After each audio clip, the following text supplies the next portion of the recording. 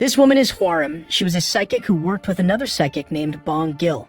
They were heading to Los Angeles, America to meet clients who asked for their services. Upon arrival in Los Angeles, they went straight to a hospital to see the condition of their client's baby, who apparently had a supernatural disturbance. The mother who saw her and Bong Gil looked a little disbelieving, but Hwarem, who was used to that, didn't care about it and immediately carried out a ritual to find out the cause behind the disturbance experienced by the baby. Soon after, she found out that the disturbance experienced by the baby turned out to have come from the family's own ancestors. After telling all that, the baby's mother, who at first didn't believe her, was immediately shocked. After an investigation at the hospital, Hwarem and Bong Gil then went to the baby's father to find out more about what happened.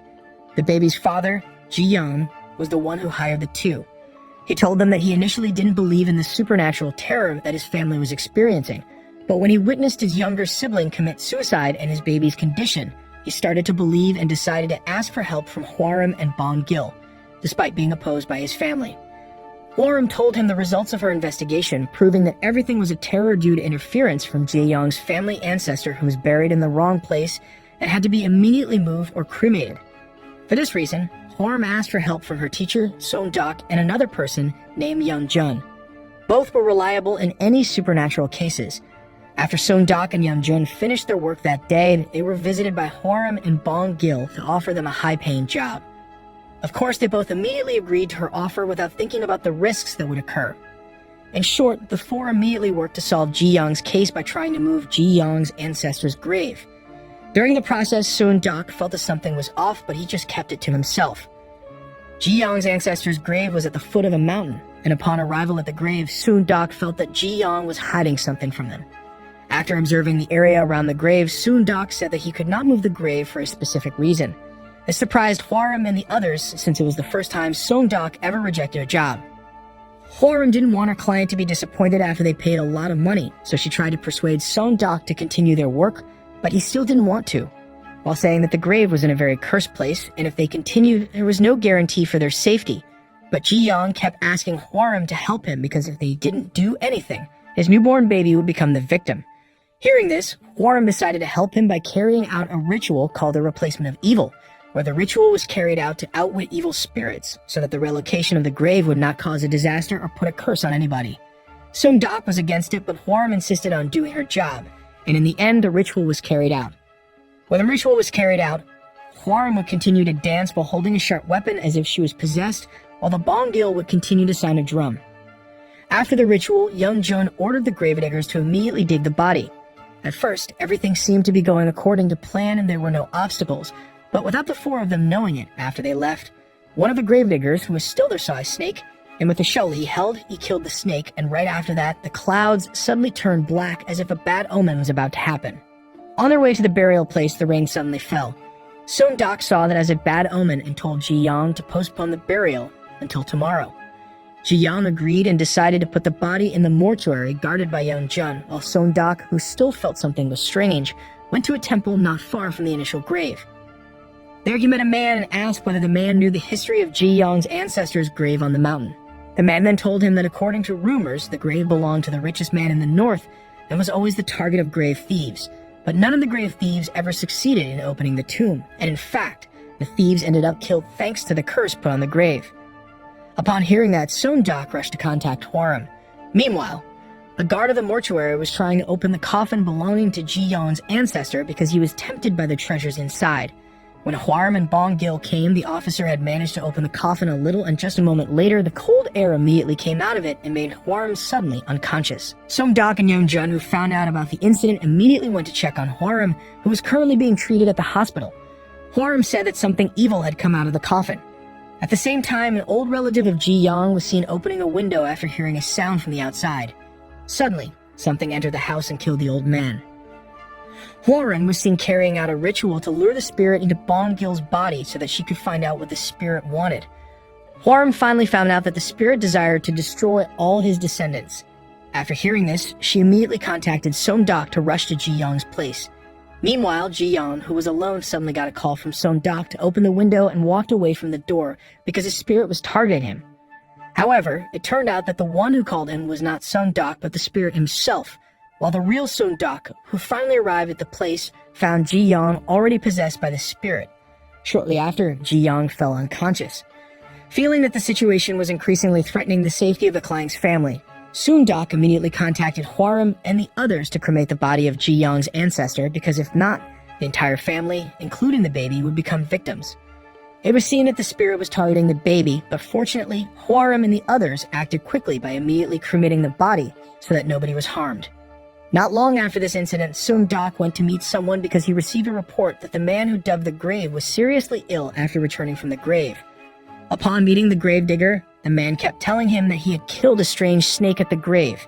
Feeling something was wrong, Soon Dok returned to the initial burial site to confirm what the man told him. After digging for a while, he was shocked to see a snake with a human-like head. His shovel accidentally hit something, and after a little more digging, he found another coffin. Feeling that this was an oddity because the position of the coffin was unusual, he immediately contacted Yeonjun, Bong Gil, and Hwarim to come. Not long after they arrived, the three were surprised to see what they found. Soon Dok said that when found, the coffin was buried vertically and was chained as if the coffin was never supposed to be opened by anyone. What was even more strange was that the height of the coffin was not common for most normal humans. It had a height of 2 adult humans. Hwarim felt there was something evil beyond the spirits of Ji Yang's ancestors. Soon Dok felt that disaster might surround the area if they left the coffin as it was, so he decided to take it to reseal the coffin. The other had no other choice but to carry the mysterious coffin, but because it was late, Soon Dok took the initiative to the monk at the temple to stay overnight there. Hwarim was anxious about the mysterious coffin and decided to ask the monk to bring her sticky rice so she could make a barrier to keep them safe if the evil spirit inside the coffin came out. She also ordered Bong Gil to bring white horse blood to strengthen the barrier. Soon Dok, who still didn't understand the current situation, contacted Ji Yang's aunt to tell her everything. Upon hearing that, the lady began telling him about the reason her ancestor was buried there. It turned out that her family ancestor was a northern trader. Turned out that she had no idea that there was another coffin under the grave. She then showed a photo from the past. Feeling that not much information could be known about this mysterious coffin, Soon Dok asked Bong Gil to chant some spells so that could all be safe. After that, they enjoyed the food prepared by the monk, and after that, they immediately went to sleep, not knowing that the real danger was lurking behind them. Later that night, the monk heard something and went out to check the source of the noise. Meanwhile, Bong Gil felt something pressing on top of him while he was sleeping, but he managed to expel the spirit that was pressing on him. He then heard the sound from the coffin and went to check it. There he saw an apparition try and kill the monk. Shocked, he immediately rushed over to Hwarim, who was in the car, to both check the coffin. Both were shocked to death when they saw the coffin had broken and the body inside had managed to get out through the roof, which had no barrier. Bong Gil shivered in fear when he remembered the evil spirit he had seen earlier. Seeing Bong Gil's unusual expression, Hwarim told him to wake Soon Dok and Yeonjun up immediately. Not long after, Hwarim saw the evil spirit in ancient battle clothes, making her tremble in fear. Even more frightening was that the spirit was holding the monk's head. The spirit then talked to her in Japanese. Hwarim realized that the spirit in front of her was too strong for her to deal with. For this reason, she immediately prostrated and pretended as if she was a subordinate of the evil spirit, but the spirit realized her action and immediately tried to attack her. She quickly escaped from the place. Bong Gil came to help with an iron rod. He stabbed the spirit, but it didn't do anything to it, and instead, he was attacked and left unconscious. When the spirit was about to attack Hwarim, he saw a small temple which made him remember something. The spirit suddenly cast a spell and changed its form into a ball of fire, then left from there. Soon Dok and Yeonjun couldn't believe what they had just seen. After the spirit left, Hwarim immediately told Soon Dok to call an ambulance to save Bong Gil. Shortly after, the ambulance arrived and Bong Gil was rushed to the hospital and was able to get treatment. Meanwhile, Soon Dok returned to the temple to check the situation to find out who the spirit was. Remembering the words of the monk who said that the goods of the grave thieves were stored in the temple warehouse, he looked around until he found a photo of the thieves referred to by the monk. After seeing the picture, Soon Dok realized that the group of thieves referred to by the monk was not a group of grave thieves, but rather the gravediggers back then. After finding a few clues about the truth, Soon Dok returned to the tomb to look for other clues. Meanwhile, Hwarim, who was currently in the hospital accompanying Bong Gil, was visited by Bong Gil's relatives. Knowing that Bong Gil's condition was because his body was possessed by the evil spirit, Hwarim asked Bong Gil's relatives to carry out a spirit summoning ritual to find out who the evil spirit really was. When the ritual was carried out, Hwarim asked who the evil spirit really was and the reason he possessed Bong Gil. The evil spirit responded by saying that he was a Japanese war general who served the emperor at that time and currently aimed to find a new vessel for his soul so he could come back to life to protect an object that was entrusted to him. Meanwhile, Seong-dak, who was digging in the grave to look for something that was hidden, was shocked when he found the body of the evil spirit that had returned to the place he was initially buried. Seong-dak came to Young-jun to discuss something about his discovery, namely a cursed iron that cursed the land, and if they wanted to break the curse, they had to immediately find the cursed iron, which was probably buried in the site where they found the evil spirit's coffin. They then told Hwarum about it, and she responded that searching for the cursed iron was the same as facing death itself. But since it was the only way to save Bong-gil from letting his body be taken by the evil spirit, she agreed to Seong-dak's plan to look for the cursed iron. They then lured the evil spirit out of his grave. Suddenly, Bong-gil experienced convulsions and the conversation ended there. While the doctor was treating Bong-gil, Hwarum saw that the evil spirit did not injure Bong-gil's body part where there were tattoos on it. They had the idea to make temporary tattoos on their faces so that the evil spirit wouldn't hurt them. In short, Hwarum, Seong-dak, and Young-jun returned to the evil spirit's grave. Before the evil spirit showed up, they put fish to lure the evil spirit to come out. And when they felt that all the preparations were finished, they hid to wait for the evil spirit to wake up. At night, they saw the evil spirit take the bait they had placed. At the same time, Bong-gil's relatives were getting ready at the hospital in case something bad happened. When the evil spirit appeared and was lured to a tree that had been smoked, Seong-dak and Young-jun immediately rushed to the grave to dig the cursed iron, while Hwarum bought them time by trying to talk to the evil spirit, pretending that she was the guardian spirit of the hill. Hwarum, who knew that the evil spirit still thought that they were still in a war, told him that the war was over, but the evil spirit didn't believe her and said that the war was not over. Hwarum, while holding back her fear, tried to tell the evil spirit to leave the hill. However, the evil spirit refused to comply and arrogantly said that he didn't want anyone but the emperor to order him.